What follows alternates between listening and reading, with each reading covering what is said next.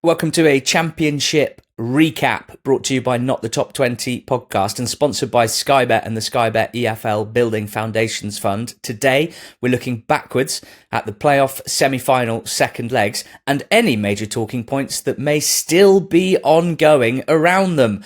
We'll also talk some other newsy bits, including financial regulation updates. This is Ali Maxwell. Sitting in bed, he's George Ellick, sitting in the studio. How are you doing, mate? Sad you're not with me, but otherwise I'm okay. More importantly, how are you and your pesky knee? I'm okay. What I don't want is sympathy, but I do feel the need to explain to any viewers in particular why I am sitting in bed for the Monday pod. I tore my ACL 3 months ago. Not sure if that's been mentioned on the pod or not.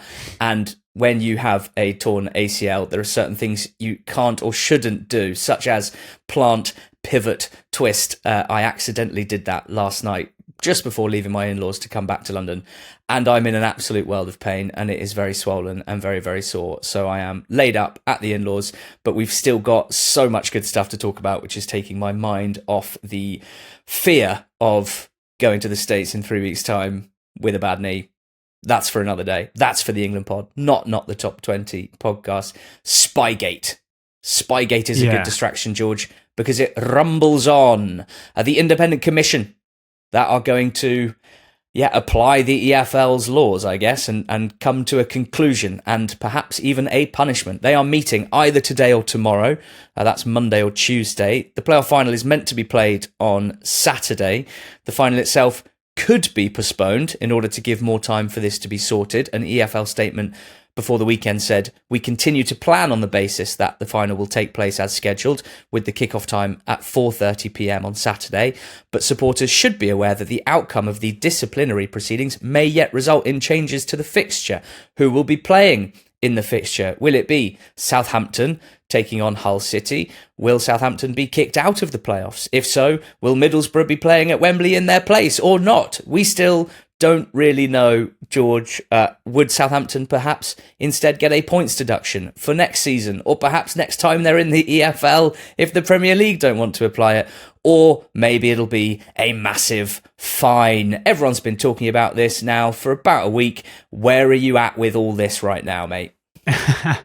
I'm enjoying it. I think when football becomes soap opera, as a neutral fan, it's always enjoyable to follow, albeit I can understand why Saints fans won't enjoy it and why Borough fans might be enjoying it a bit more, but still, it's obviously not ideal. We're recording this at 10:15 on Monday morning, so by this afternoon there might be news. By tomorrow there will be news.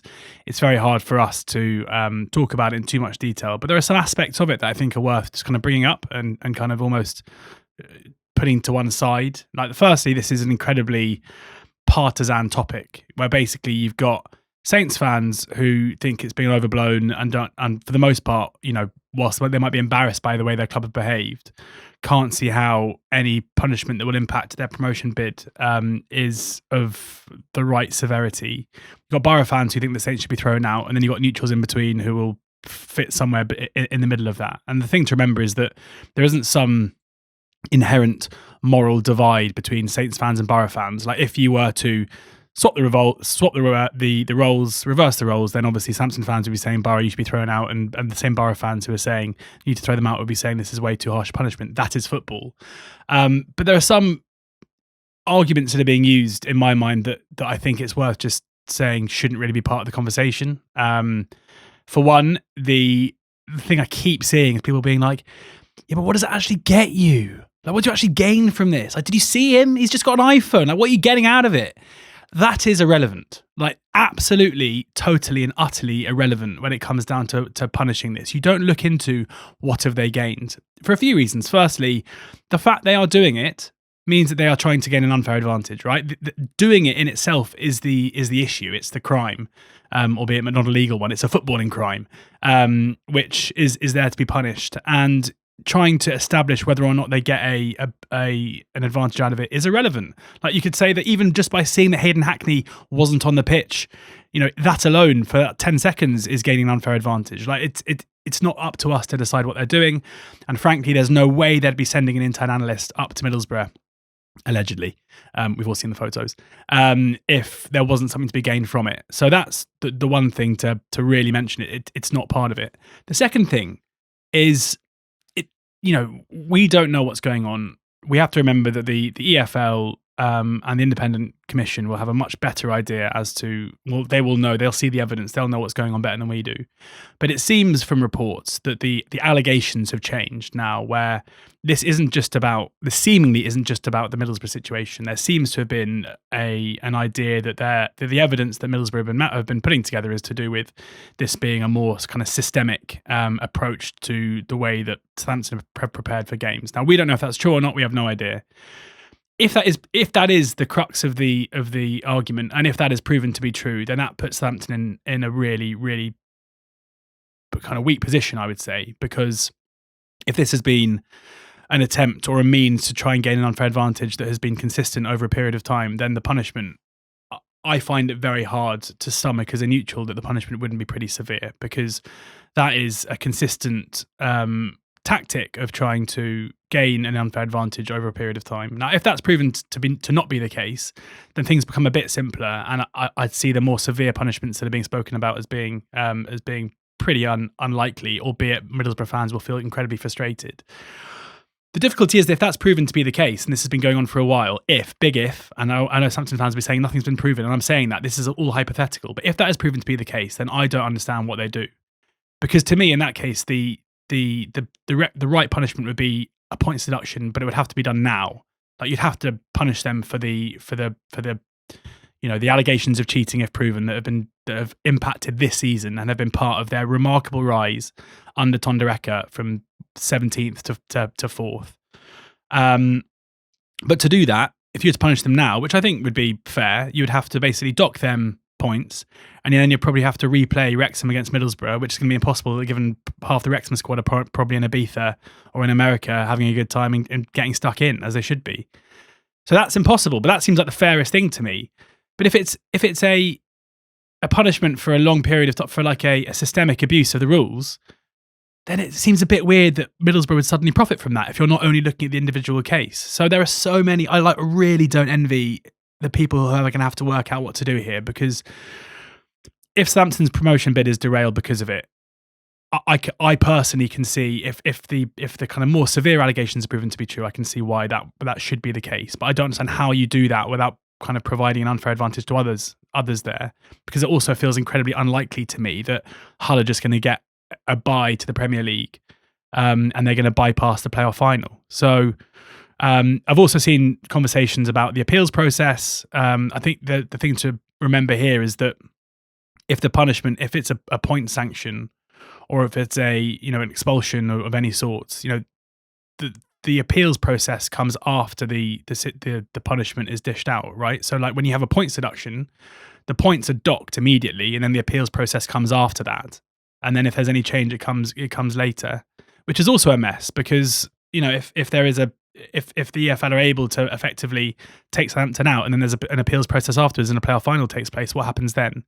It's incredibly complicated. It's incredibly nuanced. It's not as simple as saying, in my mind at least, it's not as simple as saying anything that, it depends what is proven, but there's got to be an element here. Like, if you take away all the noise and everything else, if there is proof of a team consistently looking to gain an unfair advantage against rules that's gone on for a matter of months, big if, then nothing would surprise me when it comes down to the punishment. And it would also be interesting to see how this has been orchestrated, because the other thing that seems to have been forgotten here is in my mind, whoever is orchestrating this, whoever's behind this from a kind of personal level, could be in serious professional under serious scrutiny, because there's precedent for this. There was a women's coach, I think, who was proven to be doing something similar Olympics, in Canada.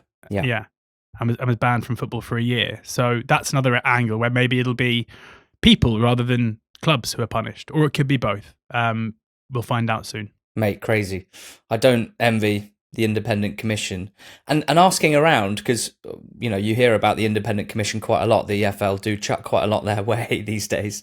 I think the Independent Commission, and I don't know this for sure, but from what I understand, is generally 2 or 3 people who are like close to the game and available to work on something like this. You know, like in my head, I'm building the picture of like an older person who might have been involved in the game for a long period of time, understands the laws, you know, understands governance, not someone completely random, someone who is like highly sort of educated within football, if that makes sense, but also crucially is available to work on something like this, which suddenly drops in your lap and is, you know, incredibly time sensitive and incredibly nuanced, as you say, incredibly sensitive, and whose outcome is going to be incredibly impactful. So there's people probably sitting together now who may have spent the weekend together, I hope they have, trying to work out what to do, and I do not envy them, and I do not envy the EFL. Now, I should say at this point that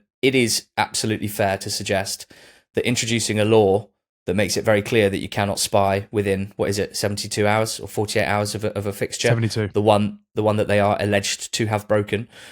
If you do that, it's probably worth, when you do that, trying to attach some form of punishment to the crime so that you don't get into this situation. And there's certainly an argument that the fact that they didn't do that and that there is no specified punishment has obviously made this even more complicated. Even so, this is a complete nightmare. The flagship fixture in the EFL season, completely up in the air. We should mention Hull City and their fans at this point, because from a fan point of view, you know, to be making your plans for Wembley is about as exciting as it gets, I think. And there is obviously a lot up in the air at the moment. There are people flying over from all over the world, and there's a report that the game, if it is moved, might be moved to Tuesday evening, seems to be, and this is very much just media reporting, and I don't know where they've got it from. Tuesday evening's what I've seen being flagged as a potential date where they could push it back to. It's a complete mess, and I think probably, given that there is going to be news on this within the next 24, 36 hours, that's probably enough from us on it at this stage, do you think? Apart from a playoff final under the lights, sounds fun. Special episode of Under the Lights. And also should say, NCT20. because this is incredibly emotive, and because, you know, people care about things, you know, and I'm sure that a lot of Southampton fans will feel a bit frustrated by what I said. Like, I do feel incredibly sorry for Saints fans. Like, it's another case where it becomes so hard to punish football clubs for the behaviours of, whether it's, you know, club officials or owners, as we've seen in the past, which needs to happen in order to maintain like a fair, you know, basically to retain the integrity of English football. But it's always the fans who end up being the ones who are punished most, because whether it's Tonda Eckert or whoever else, you know, involved, in 10, 15 years, their relationship with Southampton is going to be on the, you know, footnote in their Wikipedia page. Whereas for Saints fans who've lived the last 6 months, who saw their team beat Middlesbrough over 2 legs and celebrated, you know, deliriously. And, you know, I know that the relationship between Kim Hellberg and Southampton fans isn't particularly good, but like Hellberg even said it himself, like a man who was clearly incredibly angry with the situation, and in particular some of the staff at Southampton. He made a point of saying how great Southampton fans had been, because it's not them and it's not their fault. And even the ones who are sticking their fingers in the ears and saying this is all rubbish and, you know, there's nothing to it. Like, you know, I understand it. You're a Southampton fan. Like, you've lived this journey, and the whole reason we're football fans is so you get days like Saturday where you can go with 40,000 others and try and see your team get promoted to the Premier League. We were there when they beat Leeds at Wembley a couple of years ago, and the Southampton fans were absolutely unbelievable. So yeah, you know, heart goes out to them. But at the same time, you can't sacrifice the integrity of the sport in order to not upset football fans. It's a horrible situation to be in. Yeah, and it's sad, because no matter what happens, no matter what the outcome is, and I'm sure it'll be, you know, the independent commission will do whatever they can in the EFL to make it as fair as possible. There are going to be fans who feel heartbroken at the back of it. Yeah, there was a match between Southampton and Middlesbrough at St Mary's. It was the second leg. It was 0-0 from the first leg. Borough, just like the first leg, very fast out the traps. And surprisingly, George, somewhat, they actually kicked the ball in the goal in the first half to go 1-0 up. But the reason we're talking about Spygate still is because Southampton won a second half comeback to equalise, won it in extras. Yeah. I mean, this was a really fascinating two-legged game of football where Southampton, like, quite clearly were the deserving team to go through off the back of two legs, which is really weird to say, given that for 75 minutes over the two legs, they basically couldn't get out of their half, because this second leg started in exactly the same way that the first leg started, with Borough coming out of the blocks incredibly fast. Like Ton Eckert said in his pre-match interview, the first half here will look very different to the first half of the Riverside. And it didn't. It just didn't. For the first 30 minutes, I would say, Borough scored after 4 minutes, but they didn't let up there. They continued to push men forward. They continued to dominate the ball, dominate chances. And Southampton couldn't really get out, apart from one Ross Stewart chance where a brilliant ball in from Ryan Manning on the left-hand side. And it was one of those chances where he, diving in, if he had just kind of got something on it, it probably would have gone in, but he got too much on it, too much purchase, and it went across the keeper wide of the post. But that was only Southampton's only real chance in the first half an hour or so. But then the tide started to turn, and Ross Stewart scored with a towering header at the far post in first half injury time, and then in the second half and through extra time, the strength in depth of Southampton's squad. Like, I've just never seen a game of football before where depth of squad can make such a big difference, both in terms of on the day where Southampton substitutes changed the game in a way that Borough substitutes didn't, but also it was just obvious that one team here, partly because of their style of play, so that is, Hellberg isn't blameless in this, because if you've got a small squad and you don't have much quality off the bench, maybe don't run your players into the ground for 45 minutes in the first half and then they're kind of out on their legs. But it feels like this wasn't a squad of players that were recruited to play the way that Hellberg wants to play. And the intensity of the last 6 months or so, they've had big injury issues. It felt like it suddenly became incredibly obvious in the second half. And if Middlesbrough do end up taking to the field on a Tuesday night at Wembley, if I'm Sergei Yakirovich, I'm thinking, lads, let's just keep this scoreline down, because I'm pretty confident in the last 25 minutes or so they're going to get tired, because they look knackered.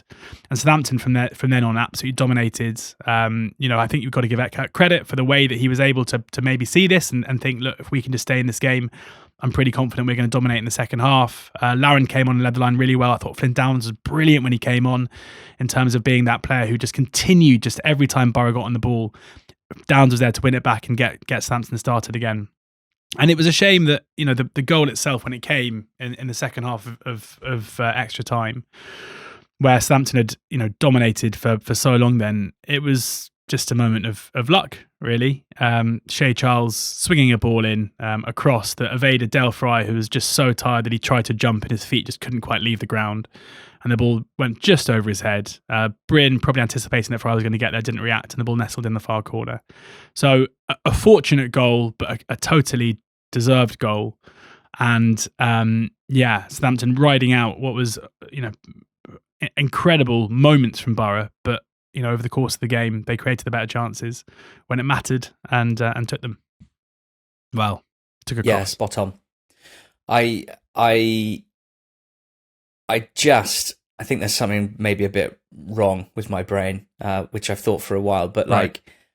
I cannot abide by a game like this, with or without the off-field context, being decided by a cross that goes all the way in. Like, I love this sport so much, and I love everything about it, basically, and I think it is the perfect sport, but part of the reason for that is also the reason that I find this so difficult, is that, unfortunately, when there is such low margins, when there is, compared to a lot of other sports, well, I was going to say so much more luck involved. I guess what I mean is luck can have a bigger impact on the outcome. I try and compare it to other sports very quickly, like cricket and baseball, much more closed off, 1v1, batter, bowler, pitcher, hitter. It's very enclosed. I'm sure there's luck involved, but also over the course of 5 days or 7 innings, whatever it is in baseball, just like the impact of an individual slice of luck clearly reduces over time, is more diluted. Basketball, the final score will be 111 points to 108, and over the course of that many shots at goal, again, one-off bits of luck, massively diluted, not possibly as impactful on the final score. Then you've got 82 regular season games. Again, not possible for a lucky run of games to impact the final standings as much as football. We're so lucky that we have this sport that is this unpredictable. Otherwise, we wouldn't be able to talk about it as much and waste as much energy trying to understand it and try and work out what's real, what's luck, etc. This is just, I just can't get my head around a game like this being decided like that. I really, really hate it, but I recognise that it's the other side of the same coin that makes me love the sport so much. And obviously, I absolutely love Shay Charles, so I was pleased from his point of view. A word on Borough, George. Their season may have ended here, most likely has ended here. Pretty insane season when you zoom out and look at it in its entirety. Went into it the post Michael Carrick era. What would that look like? Question marks around squad strength if you listen to the NCT20 pod 1 to 24s. A little uncertainty about whether Rob Edwards would be a really good manager, an okay manager, or not so good. And he had them right at the top of the league from the off. Amazing start to the season. Just as things looked like they were slowing down a little bit and they were running quite hot, Edwards jumped ship after 15 games to Wolves. They bring in the Swede Kim Hellberg, and initially, for a few months, results are amazing. Style of football is gobsmacking. And then a bad run, and then a good run, and then a bad run. They end up finishing 5th when they looked pretty good for 2nd at one point. I think it's fair to say. Pretty good for 1st at one point, in fact, before their defeat to Coventry a couple of months out. And they lose in the playoff semi-finals. And I think, you kind of alluded to it there when it comes to squad strength. It's one of those where, yes, I am trying to defend a poor prediction pre-season where we thought maybe mid-table. And a lot of that was down to our perception of the strength of the squad. I would argue that the ability of Rob Edwards to get that points return in 15 games and then Hellberg's ability to do what he's done in his tenure so far is, to my eyes, a reflection of the quality of those managers in those periods, much more so than the quality of the individual players. I think we saw the limitations of these players quite a lot over the course of the season. And the other thing is, looking ahead to next season, it doesn't make me think they need to sign 10 new players necessarily, because what we have to recognise is a lot of the guys are in their first season at Middlesbrough, their first season in the Championship, and we are regularly reminded with guys like Zan Vipotnik, with guys like Femi Aziz, with guys like Tristan Kramer, who get much better in their second season once they've got their feet under the table, once they understand the rigours of the league. So someone like David Strelec, for example, maybe more so than Kali Sen and Soncha Hansen, but some of these guys I would expect to kick on next season. It's not necessarily a case where they need 10 new players over the summer, but there are people who might look at it like that, George. Yeah, I mean, firstly, caveating this by saying that there's still a chance we might be talking about them again next week. But yes, I mean, should they not get the reprieve and should they stay in the division? I actually don't think it's necessarily the worst thing for Middlesbrough. Like, this is early in the Hellberg project. Should they go up this season, or had they, got past Southampton and you wouldn't have to talk in hypotheticals, then it would be an unbelievably difficult assignment for next season for everybody involved. Like, they'd have to elevate the squad to a completely new level. Hellberg's style of football, I think, is not one that really suits probably having the worst squad in the league. Whereas now they can recruit for what he needs and what he wants, which is pretty unique. You would have to assume that they're going to be, even if they don't go up, they're going to be, or they haven't gone up, they're going to be in a very strong bargaining position for Hayden Hackney, where I would assume that there will be multiple Premier League teams who will want to sign Hayden Hackney this summer. And therefore, I can imagine the fee will be pretty remarkable for a homegrown Championship player. And that homegrown part is important because it means that they will be able to spend that money pretty liberally. And while I'm definitely with you that they don't need a massive squad overhaul, they will be able to recruit the players. They obviously need a more clinical striker at the very least. In Aidan Morris, they've got a brilliant, workhorse in the middle of the park, and in Riley McGree as well. Players of that profile who can work incredibly hard, but have the Championship quality to go with it. I can't really think of, Bielsa's Leeds, I guess, are the ones that are the most similar, where like I'm pretty, from like a selfish perspective, I'm really happy if they don't go up, and they're not going up, because we get to cover them next season. And I cannot wait to see what they're like next season. I cannot wait to see what they're like after a summer where they recruit for what they've got and where they have a whole summer of being drilled by Hellberg for what he wants. Because I've never been more convinced that we've got a guy here who, it wouldn't surprise me if he's managing Manchester City or Barcelona in 5 years' time. Like, I am absolutely convinced that this is a guy whose processes and the way that he gets his teams to play means that they are able to completely dominate games of football. And that's what comes from, that's what you need in order to be elite. Yeah, I don't think he'd be great if he took Borough up because it's a different job. But I think in terms of getting a group of players and being able to dominate the ball, being able to keep the opposition from creating good chances by dominating games is what he's been incredibly good at in such a small period of time and with a complete playing style overhaul. So, let's enjoy him whilst we got him, because I think Borough next season in the Championship could be fireworks. This episode is brought to you by SumUp. Ali, we've used SumUp before, haven't we? Yes, we have. When we sold merchandise at our live show in Sheffield last summer, we used SumUp's brilliant payment solutions products to take payments for sales of our t-shirts, caps, tasteful mugs. But we've also both been sole traders for many years now. So making sure we're ready and covered when it comes to tax is crucial. Making tax digital for income tax is now live in the UK, and it's important that sole traders are MTD ready. Since the 6th of April 2026, sole traders owning over a certain amount must keep digital records and submit quarterly updates to HMRC using approved software. And SumUp has built a free, simple software solution to help sole traders get MTD ready right inside its platform. It's free, there is no monthly fee, and getting started is easy. Just search SumUp MTD online to find out more. That's SumUp MTD. Okay, going back to last Monday night, Millwall 0, Hull City 2.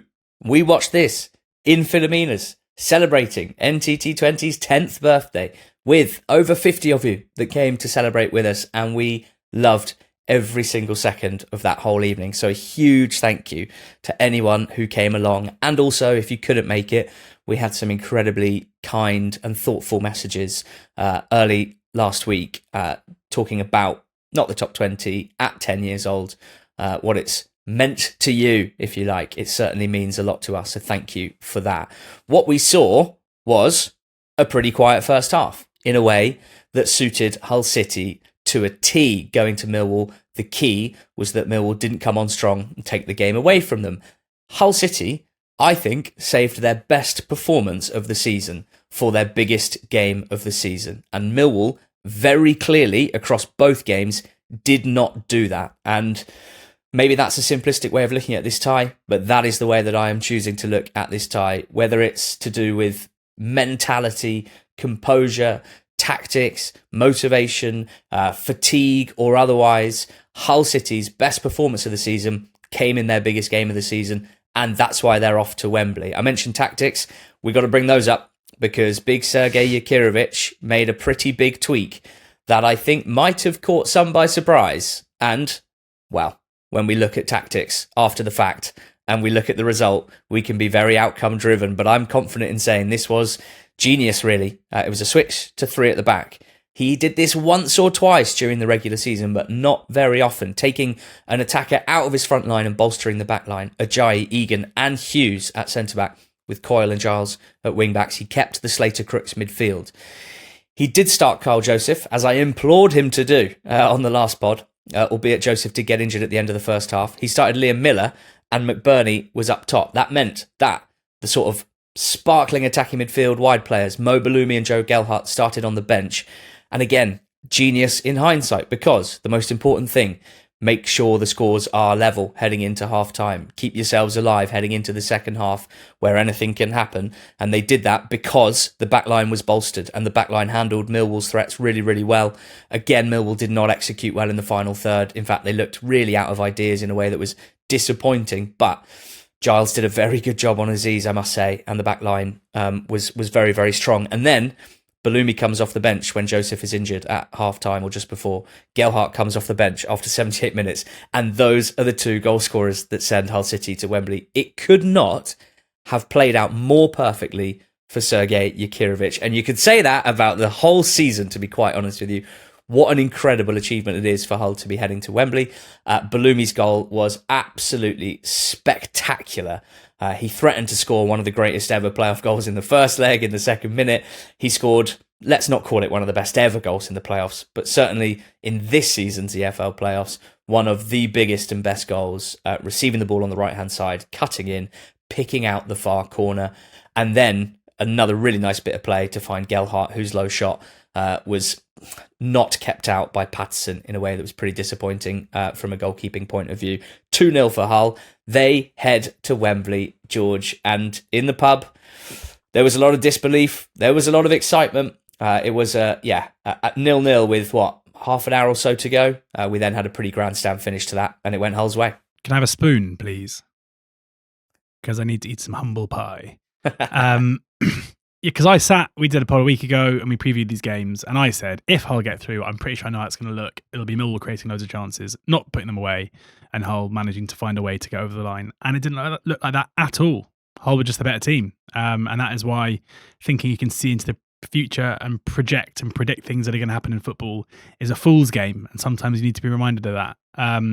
Because, for all of the Hull bashing that's gone on by many, including me and you this season, they have, we do see that they have the capacity to put in like really good performances in individual games. Like, yes, it's true that they've had games where they've been maybe fortunate and they haven't created great, they've conceded a lot of chances and everything else. But there are games like the win at the Den back in December, and even, to be fair, like their defeat against Millwall. I mean, it really feels like in that 3-1 loss where Hull were very strong. Jakirovic has kind of got Alex Neil's number. And here, after the first leg where very little happened, and Millwall would have been happy to take the tie home. They just Hull found a way to really nullify Millwall's threat from open play and from set pieces. Like it's pretty staggering to think that Balumi put Hull 1-0 up after 64 minutes. And then it took until the 77th minute for Millwall to have a shot, which came from that Ivanovic header from a corner. And then Femi Aziz, had a shot easily saved by Panda.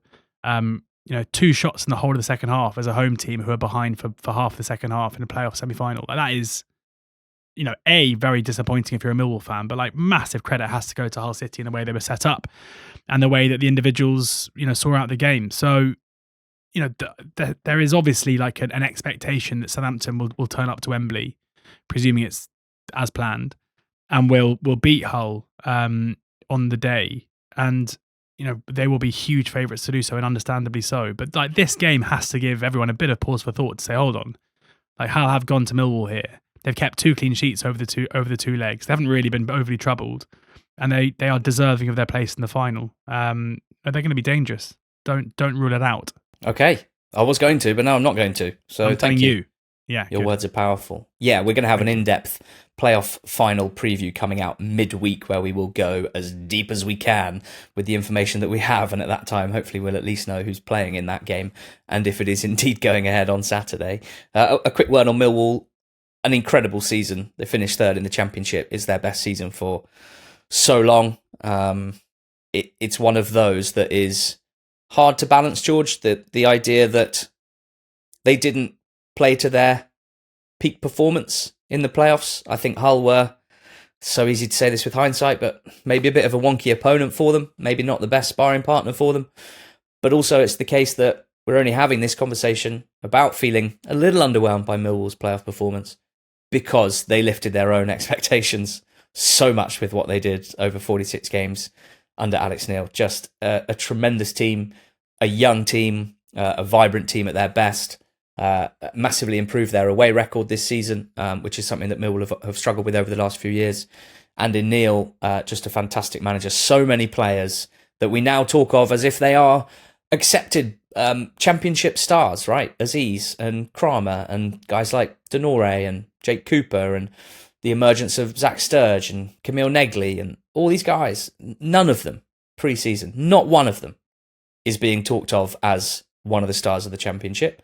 And that speaks to the individual quality, but what Neil did as a unit for this group of players took them about as far as it was probably possible to take this team and just fell short. I mean, looking ahead, I expect that Femi Aziz will be sold.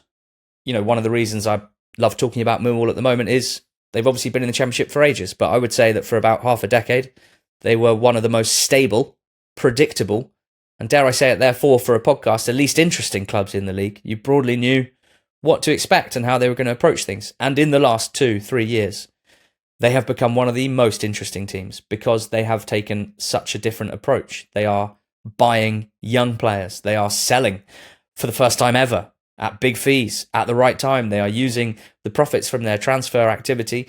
When they sell one player, they sign 2 or 3. When they sell another, they sell 2, they'll sign 5 or 6. And in that way, the level of the team as a whole has grown massively over the last few years. And so if they can get it right, and sellers ease this summer, and unfortunately I don't think there's any argument that would be the right thing to do, what can they do with 10, 15, 16, 17 million quid?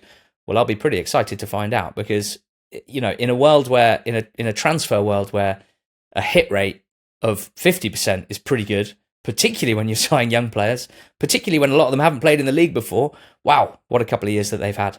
Yeah, amazing. And the difficulty now, and this is the product of success, is that now there's expectation. Like now there will be, especially if they, as we always say, selling players is good. If you sell Aziz and you can reinvest that money, that is a good thing. And you look at recent successful teams who've got promoted out of the Championship without parachute payments. Like the way to basically get hold of some cash is to cash in on your best players and reinvest it. But as you know, different case because they didn't finish 3rd, they finished 6th. But you look at Bristol City this season, for example, where they finally got in the playoffs and they couldn't get through the semi-finals. But then obviously going into this season, you're like, well, 11th, 12th isn't good enough. And then they fall down and there's disappointment. So, one season of being a top 6 team doesn't guarantee that's where you belong, but it does guarantee that the expectations shift. But in Alex Neil, they've got just obviously such a good operator, someone who is so reliable in terms of what he can provide you as a fan, in terms of like consistent performance levels, getting the best out of players, developing younger players, whilst also, having a very, I guess, canny ability to kind of keep it's more senior pros and kind of blending with the younger ones. You look at the way that they approached, or the way they dealt with an injury crisis early in the season too. Like he's done an unbelievable job this season. So it'll be interesting to see how they get on, because as I say, they feel like they probably should have got through the playoff semis. They haven't. It's going to be disappointing looking at their form towards the end of the season. Like if you look back to that 2-1 win over Middlesbrough, that felt so important. After that, they lost to Norwich. They drew with West Brom. The 3 teams they beat were a QPR team on the beach, a Stoke team on the beach, and an already relegated Oxford team with a 1-1 draw against an already relegated Leicester team in the middle of that, and then 2 games against Hull where they failed to score. So, they did finish the season with a bit of a whimper. But everyone there should be incredibly proud of what they've achieved and not let, recency bias cloud what's been an amazing season. Yeah, talking of people who can be incredibly proud, we've spent this year travelling across the country, visiting clubs and specifically club charities and community trusts as part of our work with the Spygate EFL Building Foundations Fund. Leicester City in the community, I had the pleasure of visiting them a couple of weeks ago, and in particular their Silver Foxes programme. There are some creative names for programmes across the country, but Silver Foxes is perfect, playing on the club nickname and the phrase Silver Fox to denote distinguished and veteran, shall we say. This is a programme in which older people meet up twice a month to do activities, to be together. Social isolation is a big problem amongst the elder age group across the country, and this is a way that Leicester City in the community combat it, and it's amazing what they've done over the last few years. They go on the most incredible trips, and they put it all on, and they make it easy for people who don't always find it easy to go on trips to do so and to hang out and build community and friendships. Now, I was there with Wes Morgan, and we had a cracking day out at Ulverscroft Manor, which is just outside Leicester. Amazing place where it's incredible sort of countryside manor with great activities. The weather was perfect. Lots of time spent outside. Nice tea and cake, which I enjoyed.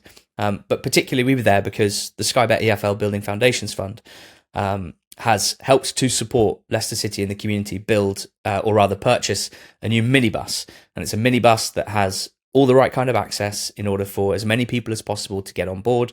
And it helps them deliver programs, and will do across the whole community. In this instance, it helps a huge amount because although this isn't specifically a dementia support program. A lot of the participants do live with dementia, and one of the great benefits of the program is the support it gives them and their carers. I met a lot of them on the day, and the fact that the minibus is now being provided, which means so long as they can get to the King Power Stadium, they get on the bus, they go to Ulverscroft Manor or other places where they have a day out, an afternoon out, and then they get delivered back. What I was told essentially is that transport can be a big challenge, particularly for those living with dementia. Often you have to stop driving, and clearly that puts a big burden on taxis, local transport links, and that can be really, really challenging. And often it leads to people not going out as much as they need to, because getting out and about, getting involved in activities, and being part of a community is crucial on so many levels. So this new minibus, and what a bus it was too, by the way, brand spanking new. Me and Big Wes Morgan were on there with the participants on the way to Ulverscroft Manor. They were all absolutely buzzing about it. It's going to make a big difference. And yeah, supported by the Skybet EFL Building Foundations Fund. So just wanted to bring up, as we're close to the end of the season, another example of a day that we've spent out filming, producing some content, which will come out this week, and we look forward to you guys seeing it. But overall, being reminded of the incredible work that's being done across EFL club charities and community trusts across the whole country, and in this instance, Leicester City and the community. And finally, George, some news.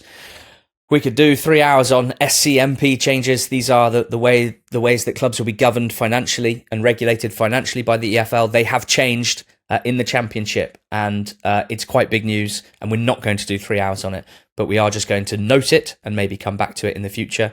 This is something where we will see really over the course of the summer what impact this will have on clubs' transfer business. I suspect maybe quite a lot.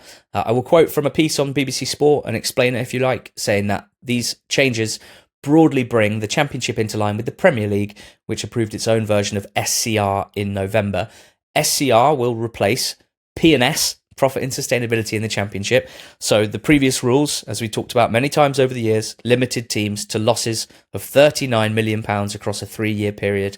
The assessment will now be based on a club's total earnings from football operations and how much of that is spent on the squad, rather than a profit and loss calculation. So the new limit is that clubs will be limited on spending on player and manager related costs, including transfer fees, to 85% of their income, but owners will be permitted to make a flexible equity top-up allowance of £33 million over a 3-year period, of which no more than £15 million can be used in any one season. So I'm going to try and simplify as I understand it, and you might tell me in the comments that there's something I'm missing here, but to try and put it in plainer English, you can now spend on your team and manager and your transfers 85% of your organic revenue, if you like, plus 10 to 15 million pounds a year, and that obviously elevates it quite a lot. That is an awful lot of money, and in some cases, smaller clubs in the Championship, 10 million pounds a year might be not far off doubling their organic revenue. The huge change that is easy to go unnoticed because people like me may not instinctively be able to translate some of the words involved in these sorts of things. This is equity that owners are allowed to put in to top up the playing budget. These cannot be loans that are then owed back to the owner. This is crucial when we are talking about the impact that this will have on the sustainability, if you like, of the English game, and more specifically, the cases where owners pull out and clubs are left owing them an awful lot of money. The most egregious example recently being Dejphon Chanziri, who pulled out of Sheffield Wednesday, and a lot of his funding of that club was in the form of loans owed back to him. That was a huge part of the issue that Sheffield Wednesday had, among others. That now is not possible. You can boost your club's playing budget between 10 and 15 million pounds a year, 33 million pounds over a 3-year period, but that is equity, and you have lost that money. That is not coming back to you in the form of a loan repayment. So I think my instinct, and I haven't done loads of work modelling this, my instinct, George, is that this should be better than the previous system with the rolling losses over a 3-year period and £39 million. It's going to be interesting from a transfer point of view, and we'll probably have to wait and see how it shakes out. But I guess some clubs this summer in the Championship may spend less on transfer fees as they wait to see how this shakes out and how they get their how they get their costs down to a level that their ownership and their organic revenue are happy with. But this is also, and I realise I've rambled and I am prone to do that, but this is also likely a necessary precursor to changes between how the Premier League and the EFL treat each other, shall we say. That has been a big discussion on a much wider level for quite a few years now, and it brings into play the regulator. That is, we're still trying to see the benefits and the impacts of the regulator. My understanding, George, is that the EFL had to get something like this sorted within themselves, because behind the scenes, the message from the Premier League has been, if we are to support the EFL with more money coming down from us, the EFL needs to get its own house in order, because although we are EFL lovers and we'll always fight the EFL's corner over the Premier League, you cannot argue with the fact that if you were on the other side of this and you looked downwards over the last few years, you would see a lot of financial distress, you would see a lot of financial mismanagement, if you like, and you would see the potential for you to give more money to people who may spend it in a way that wasn't necessarily the best or most optimal way to spend it. And I think this is probably a reflection of the EFL trying to get its house in order ahead of those wider changes. Yeah, I think you covered it. No need for me to add anything. But yeah, I know that, as you say, the EFL sometimes come with criticism from fans, but it does feel like, to me at least, in the last few years, the decisions that are made are normally in the club's and in the fans' best interests, and this feels like another step forward. Okay, that's it for Championship recap on the Monday pod, not the Top 20 podcast. We'll do the same for League One and League Two, wherever you found this one. And we'll be back again midweek with a playoff final preview. Oh, baby. It's the last week of the season. Cheers. Go well.